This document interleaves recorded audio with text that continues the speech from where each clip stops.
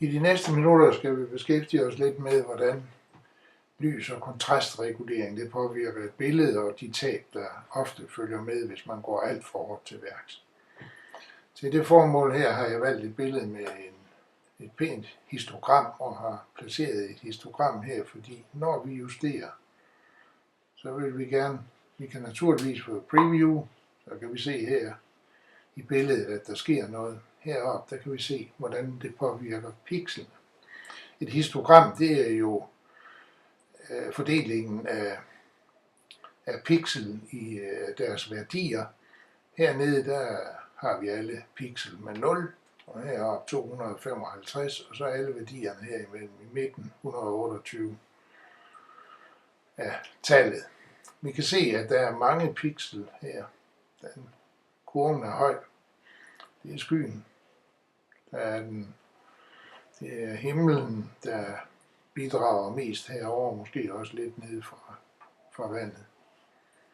Så har vi sådan en lille fidus her, vi kan trykke på. Og så bliver kurven straks mere jævn. Når vi regulerer, så bruger Photoshop simpelthen et billede, som er mindre i opløsning, i pixel.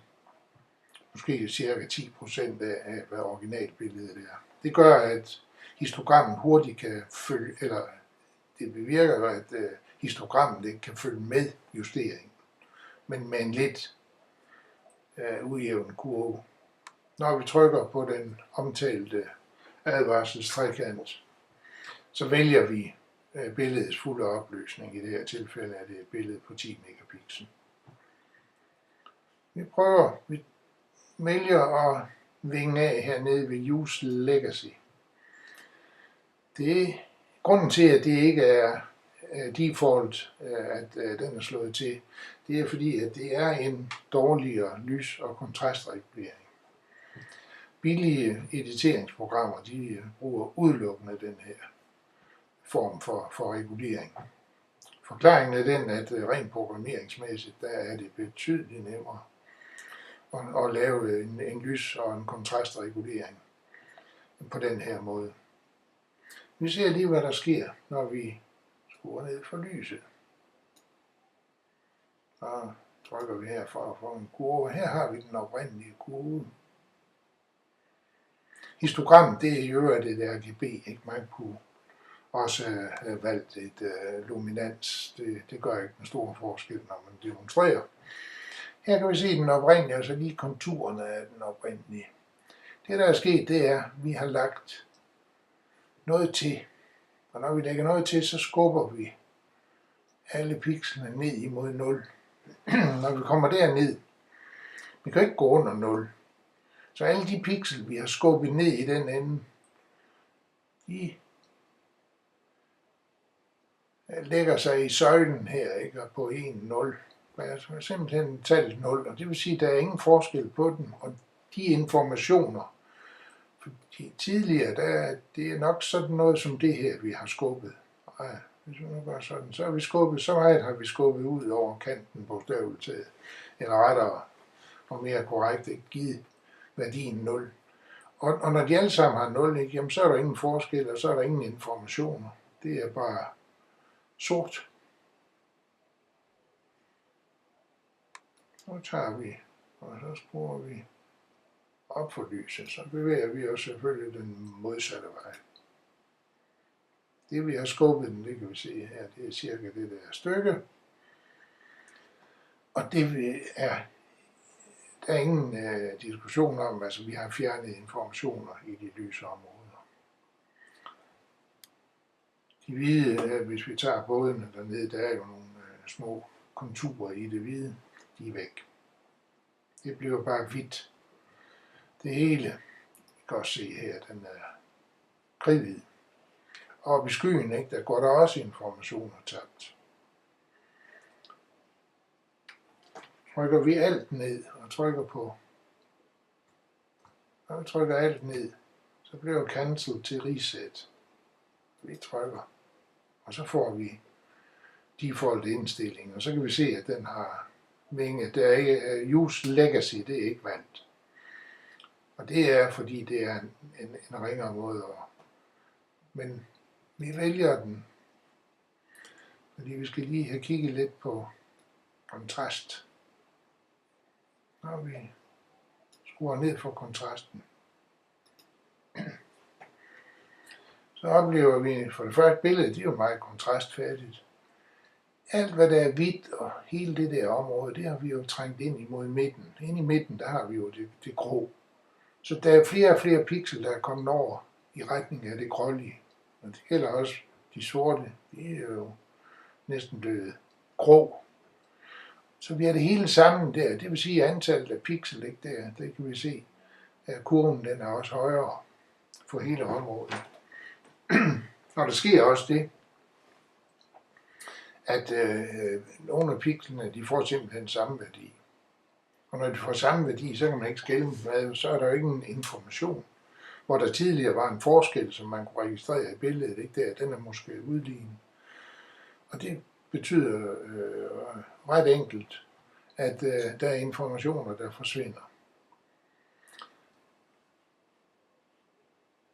Nu vælger vi lige at skrive et 0, så er vi nemlig tilbage hertil. Hvis vi skruer op for kontrasten, vi kan nok se, at når vi regulerer det lille billede og så videre, så kommer der altså nogle huller i systemet, så vi skynder os at trykke her. Jeg vil godt se, at der er sket noget med billedet der, og vi har skubbet noget op i himlen. Det er helt tydeligt, at det her det er hvidt. Det er klippet væk, og det er nede i det sorte, der er også klippet væk, så det, vi skal ikke gå så hårdt til værks. Vi resetter. Sådan. Nu vælger vi ikke legacy, men nu ser vi, så får vi nemlig nogle helt andre reguleringer, som er langt mere skånsomme og mindre tabsgivende. Vi regulerer lidt på lyset. Det er jo de områder, man normalt arbejder med. Så kigger vi. Den her kurve, ikke, den er blevet skubbet lidt. Det er jo egentlig ikke ret meget. Den afviger ikke. Den hvide, det er jo den, vi har nu med regulering. Sat på minus 23. Så går vi den anden vej. Så gør billedet lidt lysere. Sådan. Ja, der er kommet nogle huller i det lille billede. Så kigger vi lige her. Sådan. Jamen, der er også sket lidt forskydning og så videre, ikke det, men der er jo ikke forsvundet billedinformationer af betydning. Så det er langt mere skånsomt, og det er absolut den måde, man skal regulere lyset på.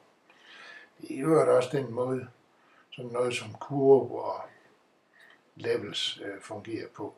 Hvis man bruger dem rigtigt, så er det nøjagtigt det samme. Så den algoritme, der anvendes, ikke, den er sikkert lånt derfra. Et 0 ind, så er vi tilbage igen.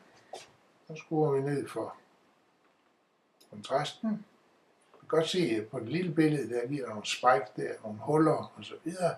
Der er altså sket en ændring, men vi trykker her, og så får vi en mere jævn kurve. Der er egentlig ikke stor forskel her, men der er en forskel i kontrast. Og hvis vi går den modsatte vej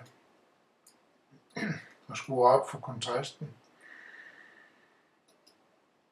kigger igen, jamen det er også foregået uden de store ændringer i histogrammet, og hvis vi kigger på billedet, så kan vi også se, at det er stadigvæk et veldefineret billede, ikke der vi har ikke noget, der er klippet. Så skal man justere lys og kontrast, og vil man bruge de reguleringer her, jamen så er det ganske udmærket. Man kan også trygt bruge lys og kontrast i for eksempel Lightroom, fordi de er konstrueret på nogenlunde samme vis som det her. Så de ødelægger ikke billedet. Man behøver ikke at bruge kurver eller noget som helst andet. Det var lidt om lysregulering i Photoshop.